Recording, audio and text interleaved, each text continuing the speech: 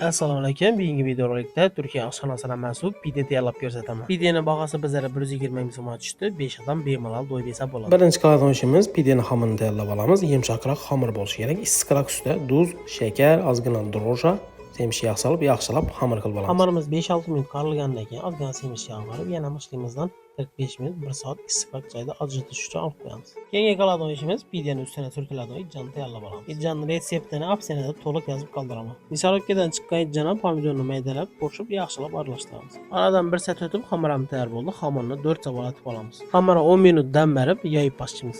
Xamirni esa videoda ko'rsatilgandek shaklda o'rtacha qilib yoyib olamiz. Ishning eng kulminatsion nuqtasına geldik. Yonboshlarini sir solib shunday buklab chiqamiz. O'tilgan ijjonlarimizni solib yaxshilab yoydikdan yonboshlarini tuxum surtib 200 gradusda 20 minutga dikib berdik. Pideni 70-80% pishirib olib duxovkadan oldikdan ustidan sir yig'ib yana duxovkaga qaytarib qo'ydik.